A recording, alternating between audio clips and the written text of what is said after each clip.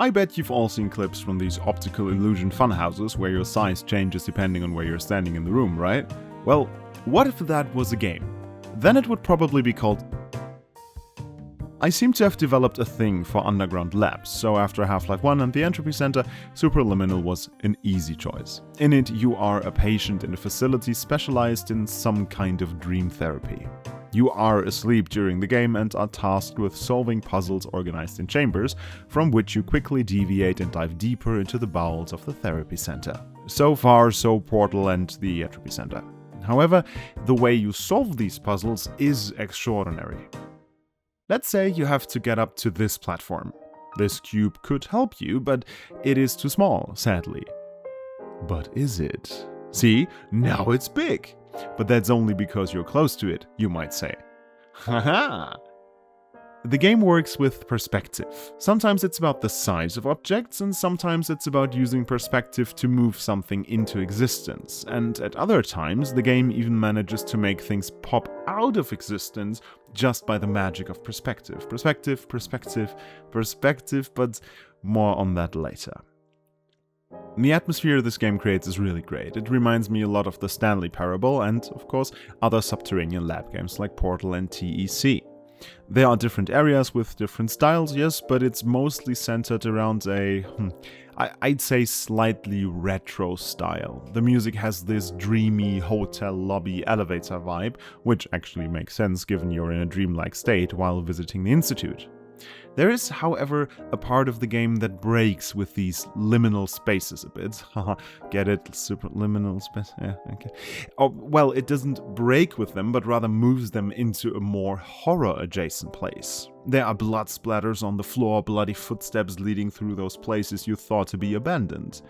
I have to admit, I got a bit scared for a while there, expecting a jump scare of some sort, but always had the thought of, this game cannot do this to me right now at the back of my head.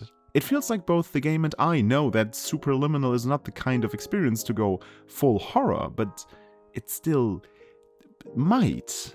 And this understanding that the game and I have, the way it plans information into my head, we will talk about this later. Quality-wise, the game is perfectly adequate. The graphics are fine, nothing to write home about, but absolutely not bad. I have encountered some bugs, like getting stuck on stairs or glitching objects through walls they are not supposed to go through, but again, nothing out of the ordinary. After release, the devs did a lot of nice work though, introducing a multiplayer, custom maps, dev commentary, and so much more. So, overall, a perfectly cromulent experience. But there is more. Despite the game obviously being built to be beaten, it never feels like it, or rather the Pierce Institute or the Somnosculpt technology, are actually trying to fight me, or actually even get in my way.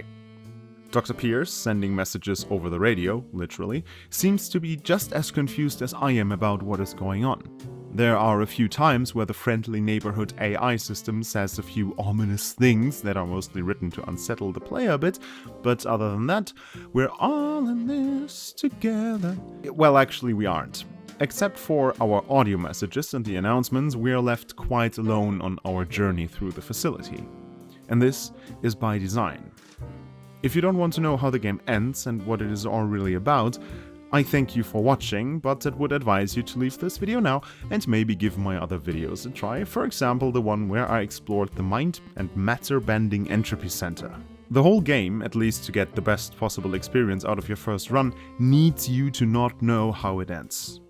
So goodbye. For the others, here we go. Many things in life are nothing more than a matter of perspective. And many things that make us feel a certain way are the same. By changing your perspective, no matter how hard it might seem, you can get out of even the worst of situations. This is what Superliminal and the Somnosculpt program is all about.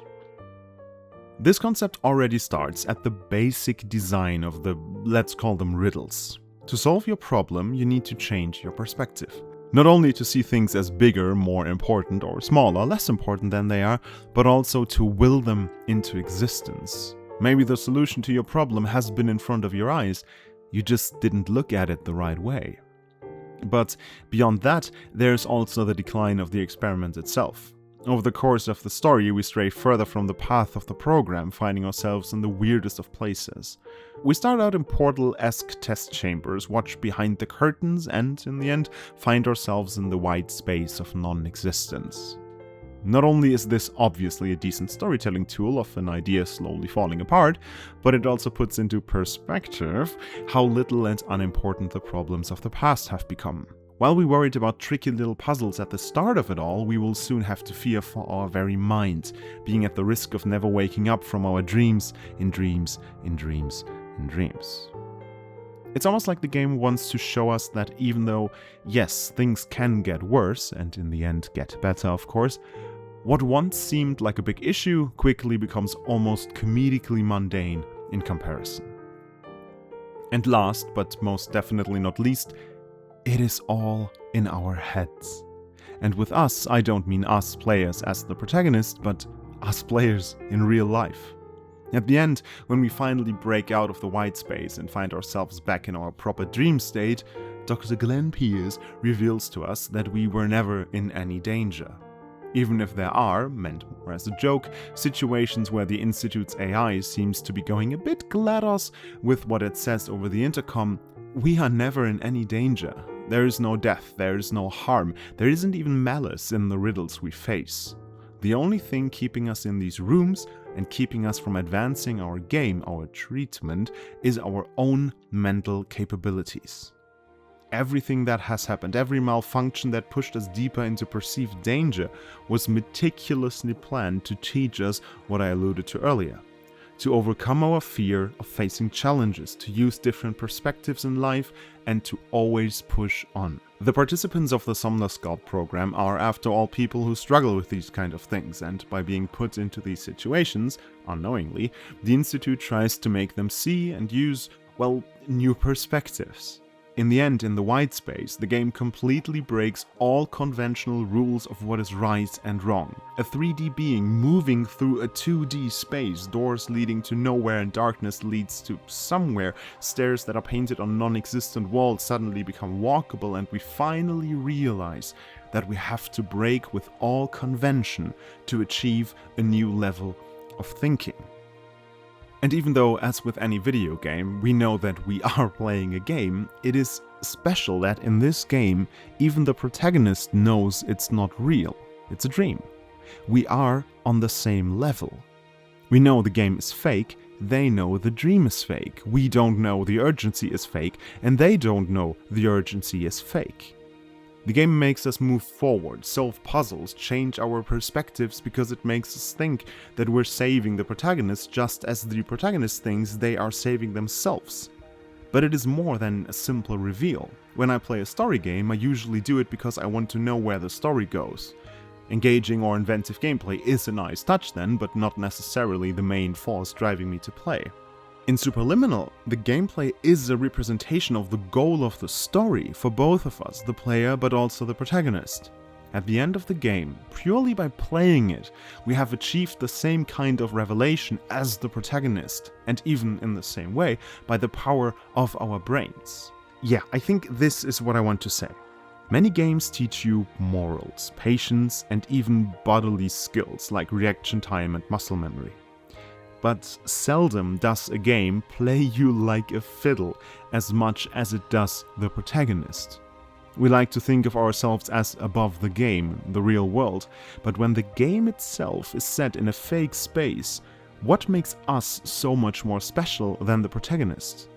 Everything Dr. Glenn Pierce says to the protagonist, he says to us as well. Most games do, but it's often hard to empathize with a hero character in a fantastical world. But when the world of the game is just as wacky and lawless as the concept of video games themselves, the lines between who controls and who is controlled become delightfully blurred. And that is what Superliminal does very, very well. Thanks for watching. Just like the power of perspective itself, it will have been as real as you believed it to be. All you've got to do is wait